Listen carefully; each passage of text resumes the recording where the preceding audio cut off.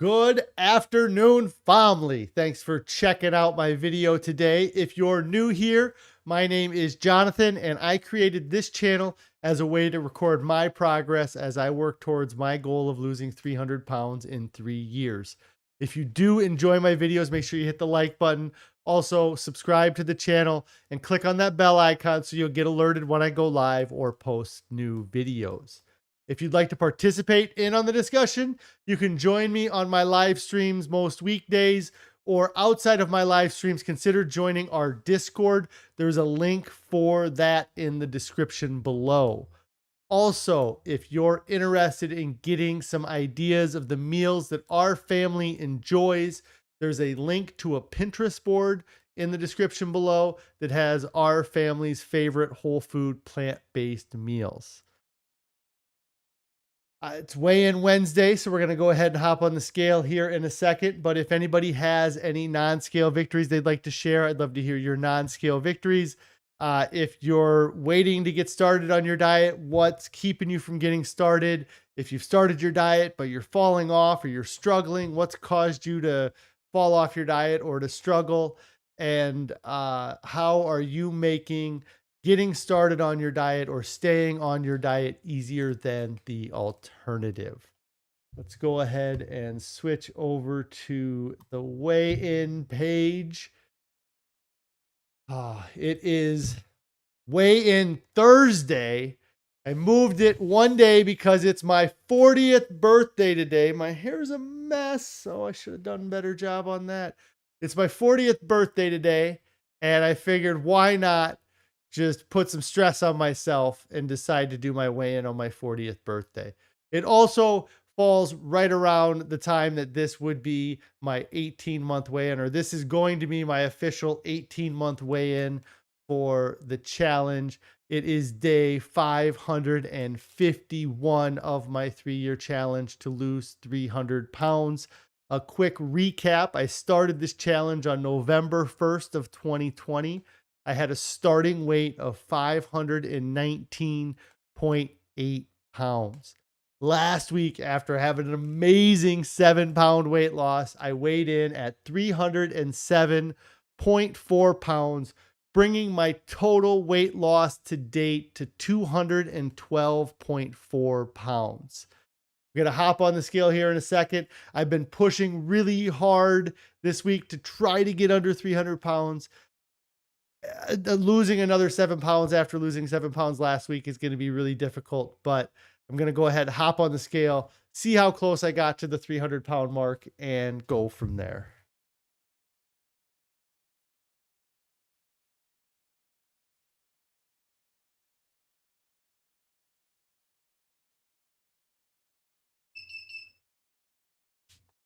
Yeah.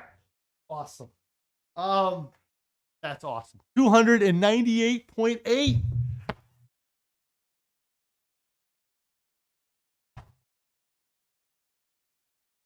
That's an 8.6 pound weight loss from last week. Let me update. 298.8. It's a 2. Oh my. Let me. That's awesome. 298.8. So I blew through 300 pounds by 1.2 pounds. So it's 8.6 pounds lost since last week. Brings my total weight loss to exactly, just over, so to exactly 221 pounds. For those of you over in the UK and metric system, I have lost 100 kilos in the past 18 months. I'm under 300 pounds. I am so happy to see that scale with a 2 as a starting number. 298.8. Another 8 pounds. After losing 7 pounds last week, losing 8 pounds this week, that is awesome. It wasn't without effort, though. I ate fairly normally from last week's weigh-in on Wednesday until Monday night. I had pretty much the same amount of food as I normally eat. I have been scaling back, maybe not having seconds, or a lot of times I would have dinner and have seconds with dinner, and then an hour later or 45 minutes later, I'd be making Ezekiel bread with nut butter. kind of quit doing some of that. So I'm not quite eating that same volume. But then this week, Carrie made an amazing dinner on Monday night. It was an Instapot baked ziti. That was actually the last time I had any like real solid food was Monday night. And I've just been having cherry juice, and I have been eating some oranges, but I haven't been eating any like large amount of foods. Just kind of having the juice and the oranges to give me calories, to give me energy, and it has paid off apparently. So, 221 total pounds lost since I started this. And I'm just so excited. I'm looking forward to going home tonight and having birthday dinner and having some brownies that we've had in the past that Carrie makes up. They're like a black bean brownie. But I'm definitely looking forward to that. So I'm going to go ahead, switch over to the main. Holy cow. I'm blown away that I lost 8 pounds. I mean, I did work harder this week, I suppose, than I did last week, but I've been really just stuck at this above 300-pound mark for so long. Like, you can't even believe how happy I am that I'm under 300 pounds. Like, it was been such a hurdle. It's been such a barrier for me for the last 9 months. I thought back in July when I was at like 310 pounds, it would have been August 1st, at the beginning of August. Hey, Anthony, thanks for stopping by today. I hope you're having a great day. I had a killer weigh-in. I lost 8.6 pounds this past week, and I am feeling great. What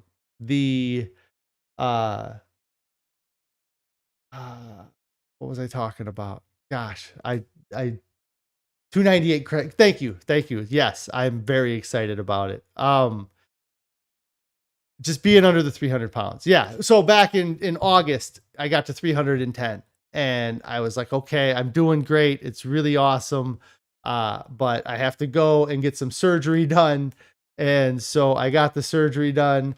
Time to buy a nice bike. I actually bought a nice bike last year in May, and I used that bike to do the sprint triathlon. So I have a very nice bike that was a few $100s that I have not used since I did the sprint triathlon back in July. I think it was July, early July. I did a sprint triathlon, and I have a nice hybrid trek bike that I have not really ridden since that point. So yes, I need to get my bike ready to go, get out. And the weather has really just started to get better. It's raining today, which sucks, but the weather's getting better. I want to get out. We bought my son a really nice road bike this past year, and so I'd like to get out with him and ride some trails and stuff and do some long distance riding with him. Tara says, happy birthday. Thank you. Wow. You are a different person than I saw a few months ago. Excellent work. You will be done by the end of 2022. Gosh, that would be awesome. That was kind of one of my goals going into this year, was that I was really hoping that I could lose the weight by the end of 2022 and then maintain through 2023. These last couple weeks have been some huge progress towards that end. I am a little bit behind. I think I would need to be down at least 10 more pounds to be there. Carrie says she was chasing a runaway dog. I did it. Yes, I did do it. It is pretty awesome to be under that 300-pound mark, because that has really been the number since I was in high school. This 300-pound mark has been just the toughest thing to get to. And I feel like this time that I've gotten there, I have such a better handle on what I have going on that I'm going to be able to keep and maintain that weight loss.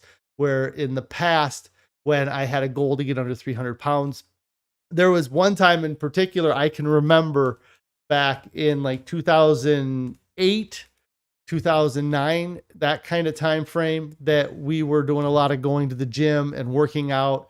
And I got on the scale. I was 299.8 pounds.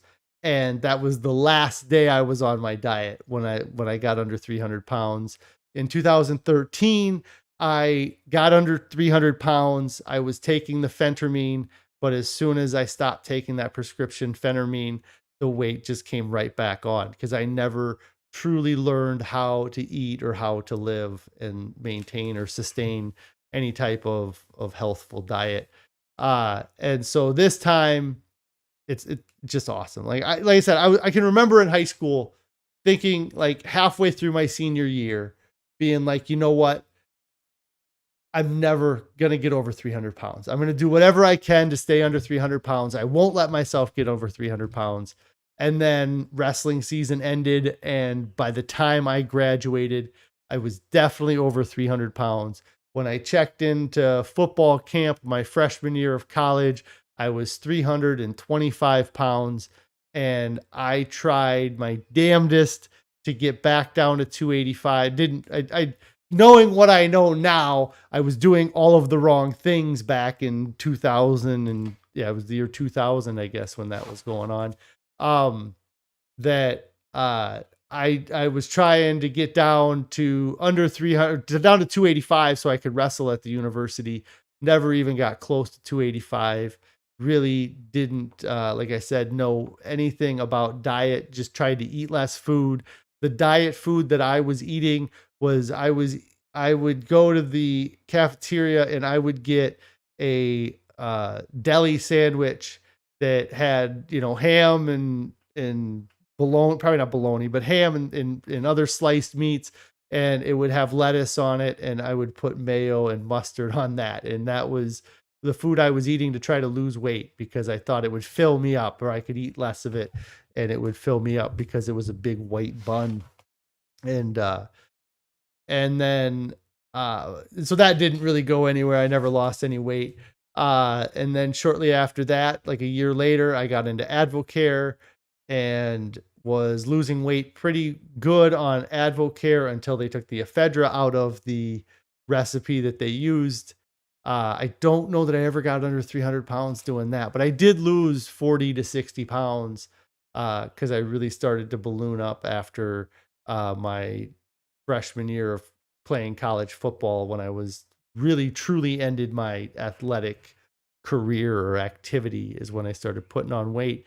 And then fast forward 7-9 years to late 2009, 2010 time. Like I said, I worked out a lot and lost weight, but I know that it was like the second I got under 200 or under 300 pounds was the last time that like I went out and celebrated the victory of getting under 300 pounds with food, I'm sure. And then I was never under 300 pounds again until another few years later. And I was taking the phentermine, like I said. And then since the phentermine days in 2013, I have not been anywhere near this light. So it has been 8 years since, almost 9 years since I was anywhere near this weight. And I was talking to a friend of mine earlier today, and he asked me, he goes, so how much lighter are you on your 40th birthday than you were on your 38th birthday? And I was like, that's crazy. Yeah, I'm 220 pounds lighter on my 40th birthday than I was on my 38th birthday.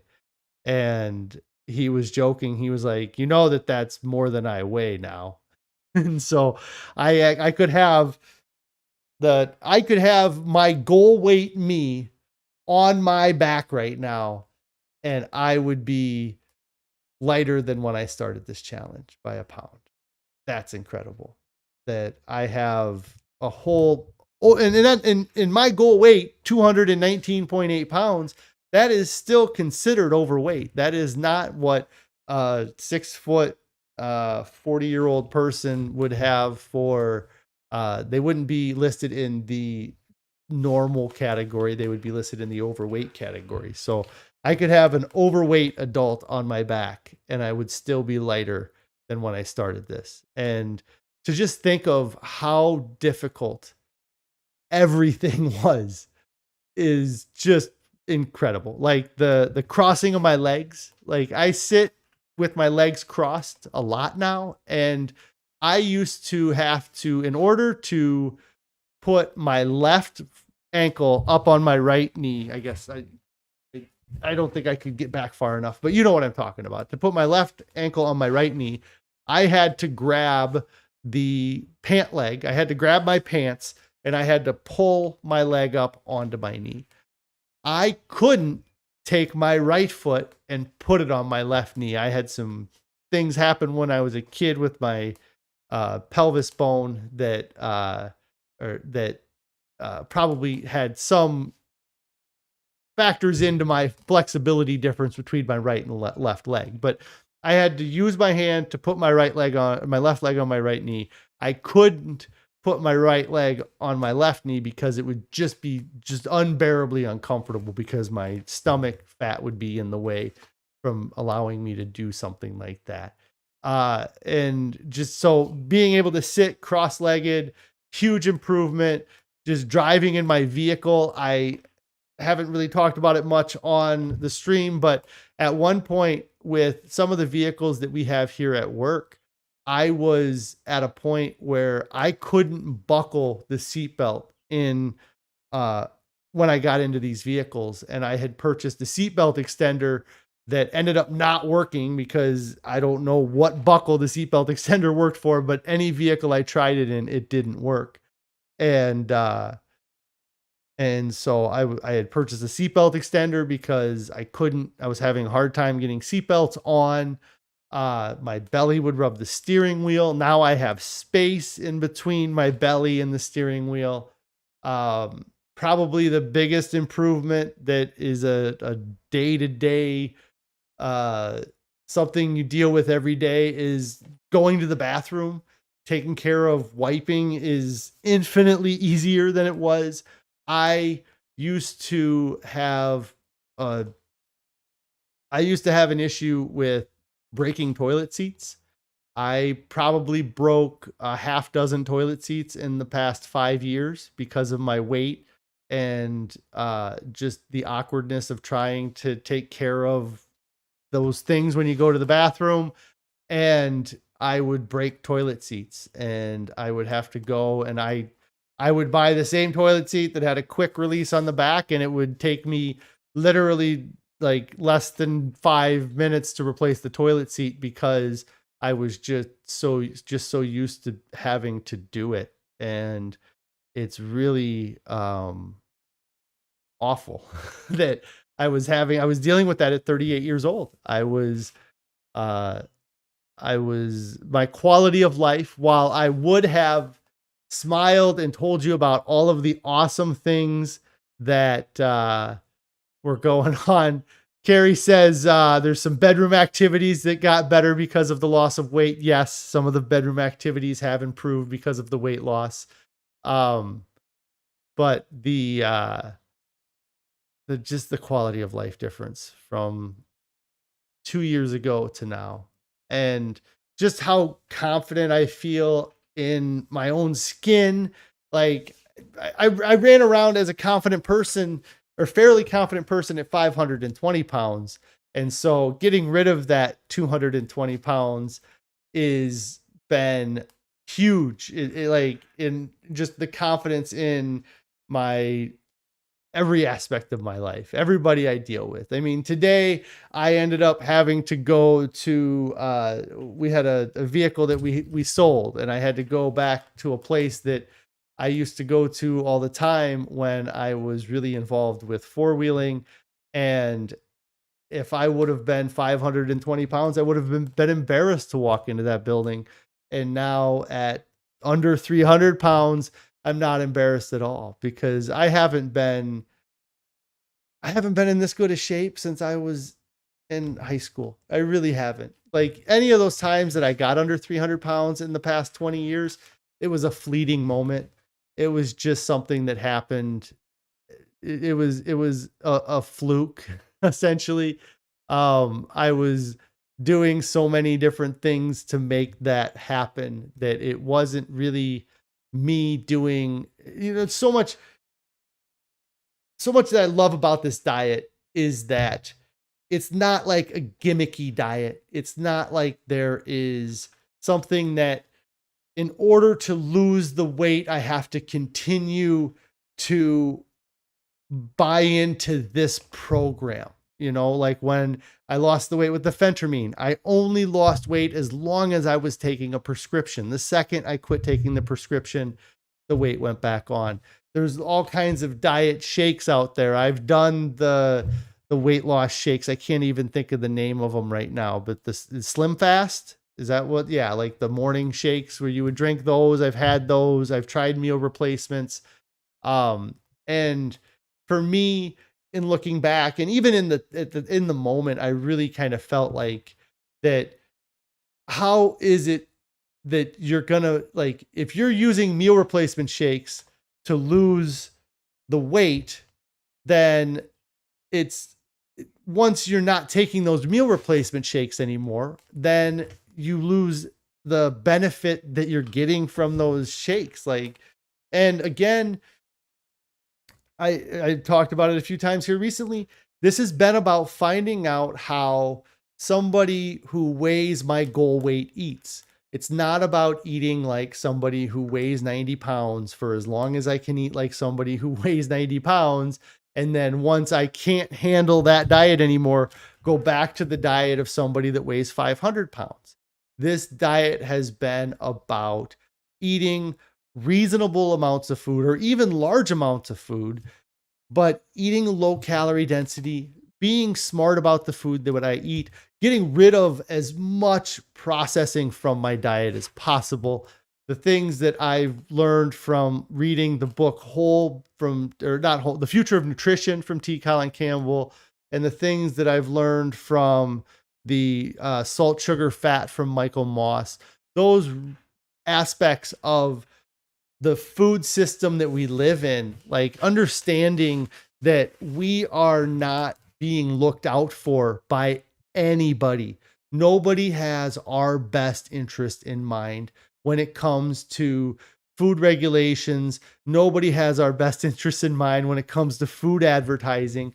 Everybody's looking at their bottom line. They're looking at, it's mostly corporate. It's the corporate interest or the corporate influence that is going through our food system, that by going back to a scratch cooking diet or going back to eating whole foods that are actual, like the all of the food and not just like an extract of one nutrient out of the food. It's if you want to have corn in your meal, you have the whole corn kernel in there. You're not just taking corn syrup and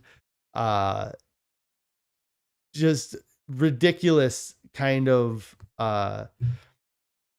ridiculous foods that have been created. And the manufacturers have created these things because they have these nutritional labels that they're trying to get to say certain things. And if they can substitute a fake sugar or a fake sweetener in or actual sugar, they're going to do it because by doing that, they get to bring the calorie count of the food down. And they know that most people are only focused on calories because that's what our society has been just pushing and pushing and pushing, this calories in, calorie out mindset. And on paper, calories in, calories out makes sense. But in practice, it doesn't, because the calories in, the food available in that calorie in diet that is such low calorie density that you have to eat, even by eating, such high calorie density. So even by eating just a tablespoon of something or just a handful of one item, you can get this incredible amount of calories. And so for me, figuring out calorie density, realizing that these businesses are just, they're killing us with this food because they have to make the best decision for their shareholders. They don't have to make the best decision for their customers. If it was a customer first, shareholders last mentality, then we would see much healthier foods out there. But anytime these companies try to stand on some moral high ground or try to do something where they say, hey, we're not going to put 28 grams of sugar in that. We're only going to put 24 grams of sugar in it. And then a year down the road, their competitor comes out and puts 30 grams of sugar in the product, and then they lose market share. If they don't respond by producing a product that gets that market share back, then they can be sued by their investors. So they have to redraw that line and say, hey, you know what? We're going to have to go past the 24 grams. We're going to have to go past the 28 grams that we thought about doing. We're going to have to go up to 30 grams to meet what our competitors are doing, because they don't care about the health of their customers. So in order to compete in this industry, we can't care about the health of the customers either. And it's sad that that's the society we live in, but it's what we're faced with. And so we have to take that knowledge once we learn it, that once we have it, we have to take that knowledge and put it to practice. It's very much like I guess I'd relate it to the veganism, is that I didn't know, or I didn't think that people could live long periods of time without harming animals and eating a plant-based diet, or it doesn't even have to be plant-based, just not animal free, you know? And now that I've learned all these things about the animal agriculture industry, I can't put that information back in the bag. I can't be like, oh, today I care about the fact that there's millions of chickens that are killed every hour. And then I can't just forget that that happens. I can't unwatch the movie Dominion. Like, it's just something where, and this diet's the same way.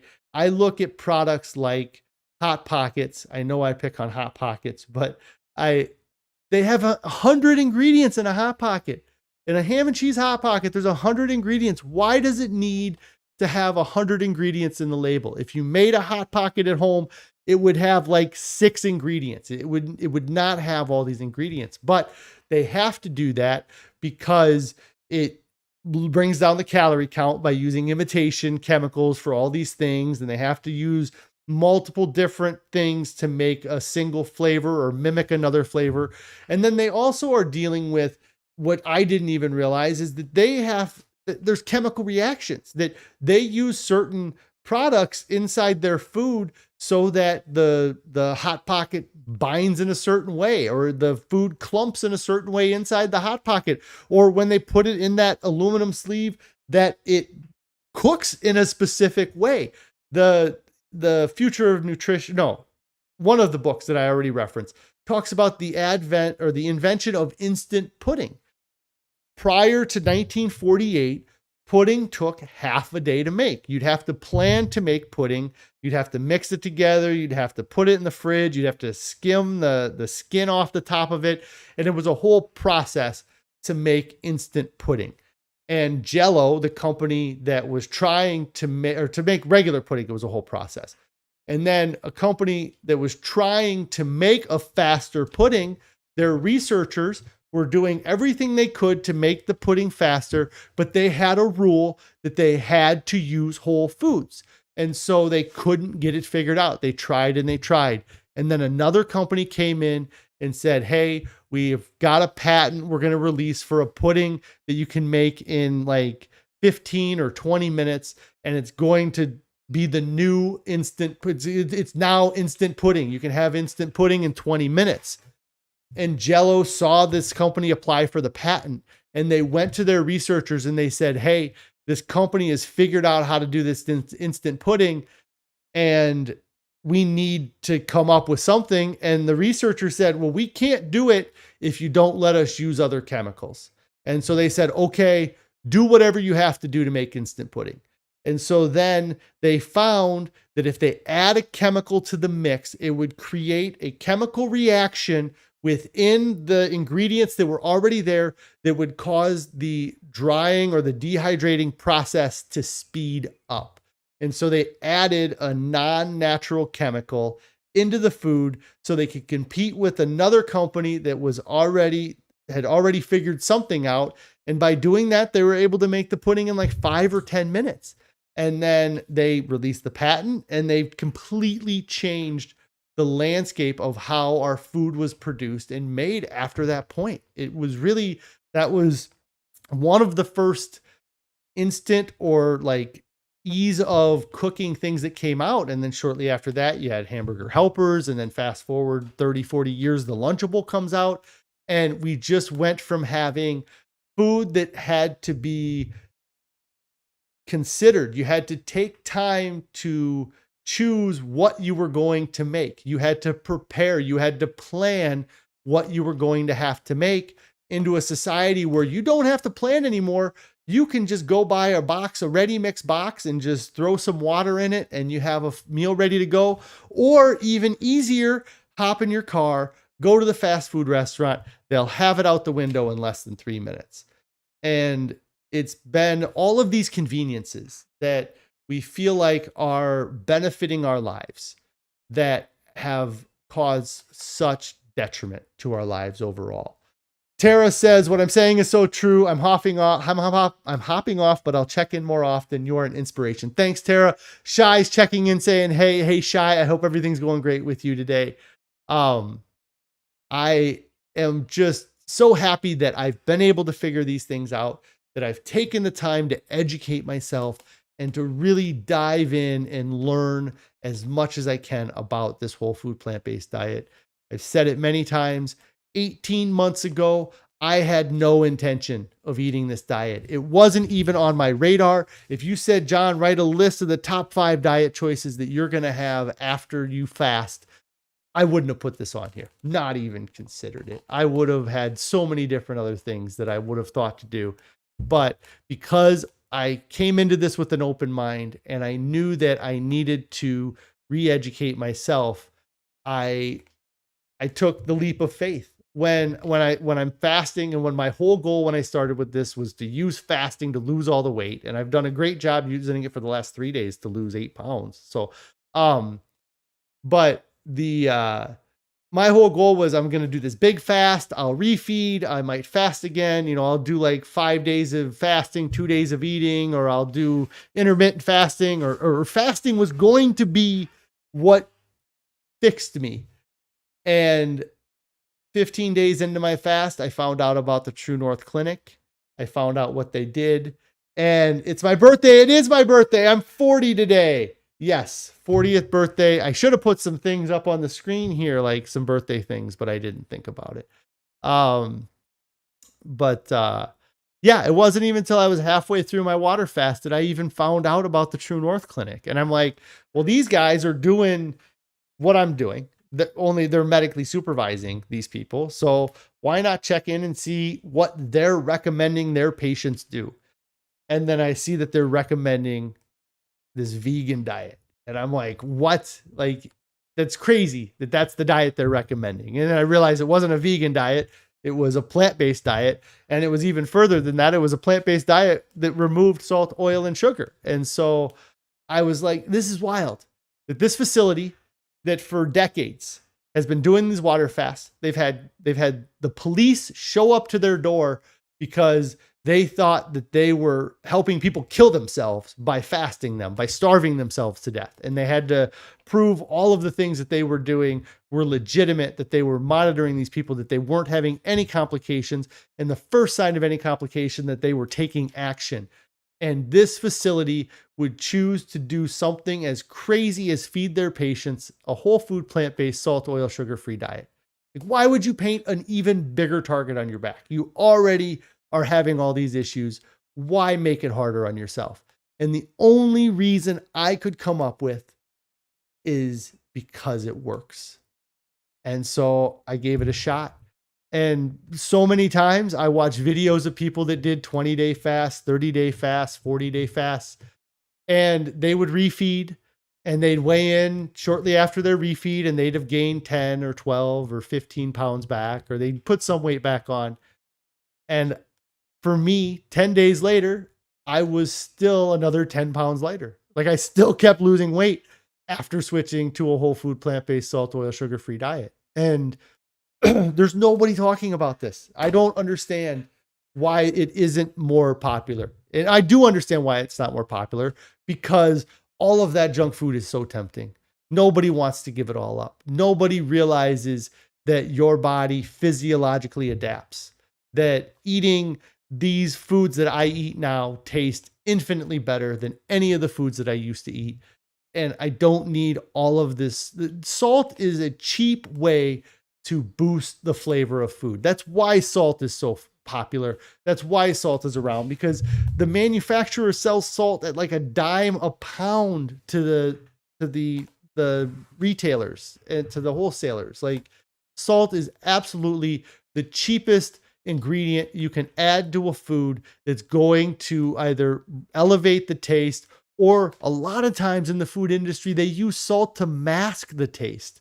Anthony says fat-free fast.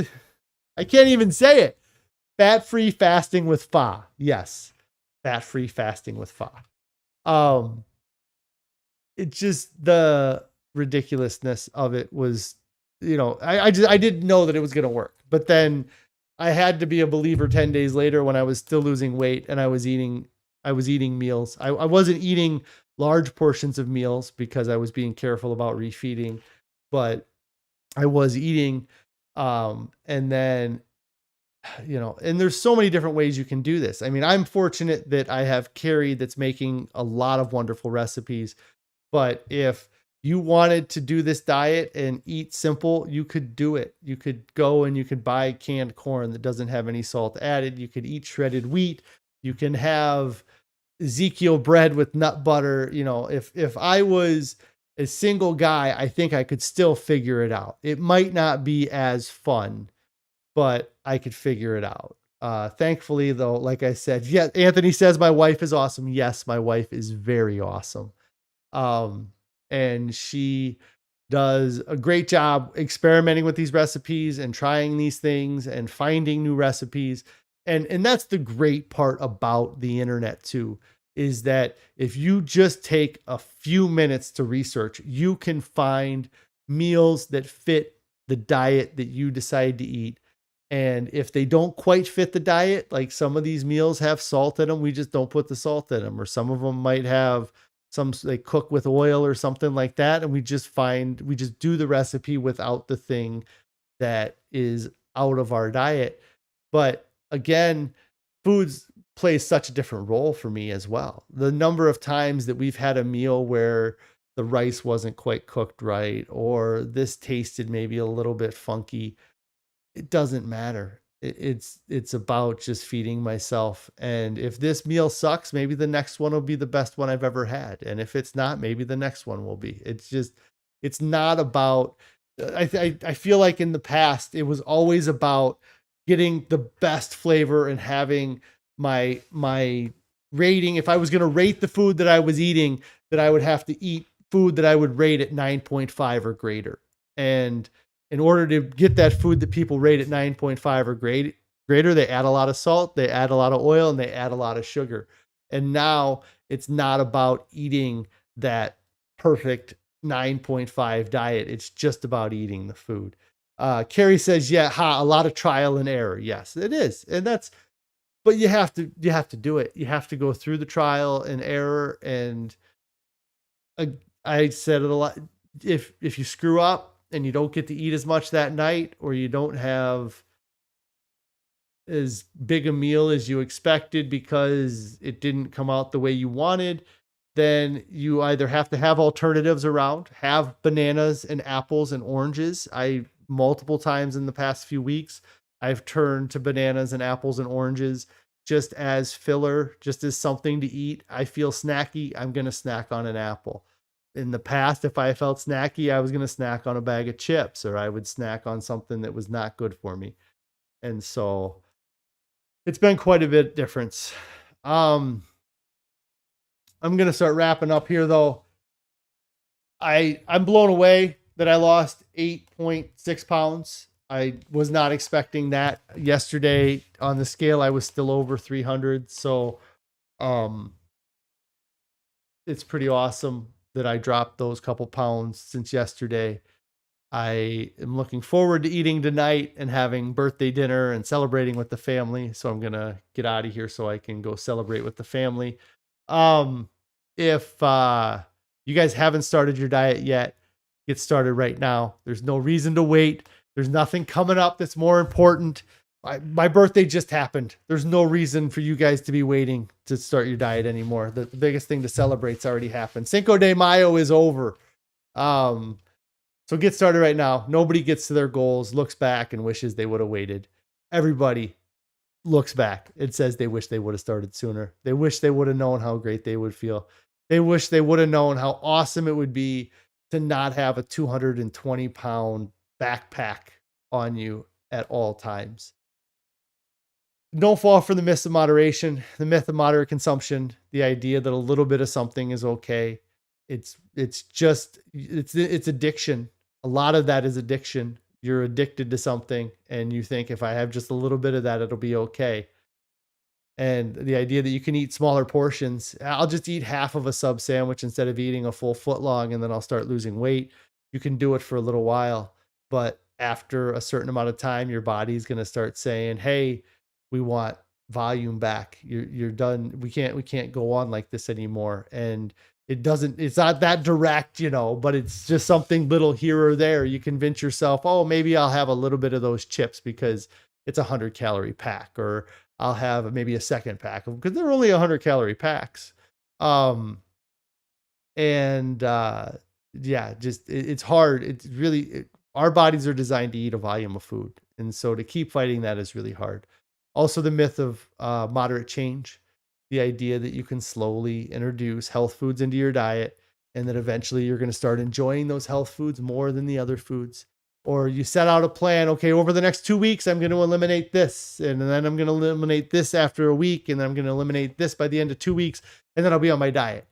And you get 3 or 4 days in and you fall off your diet. You find some excuse to fall off your diet. You never actually got to eating the way that you planned to eat because things got in the way. And if you'd have just started off that way, made the decision one time, I made the decision one time that I was going to eat a whole food plant-based diet.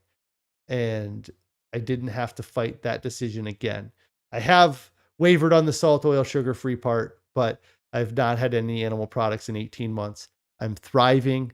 I don't need hamburgers to live. I don't need chicken sandwiches to live. I don't need candy bars to live. I'm doing just fine without all of those things. So you guys all have a great evening and have a great weekend. I'm not going to be back on until Tuesday. I'll be back Tuesday. I'll be live streaming. Boiled eggs. I don't need boiled eggs. I don't need eggs of any kind. And I'm doing just great. So, I'll be back next Tuesday. Kind of a big announcement Tuesday for something that's coming up on Wednesday. So you'll want to check that out. Kind of not been talking about it, but I'll talk about it on Tuesday. You guys have a great weekend and, get on your diet and stick to it. Make this weekend, make right now, moment one, make today day one. So get started, guys. You all have a great day and weekend.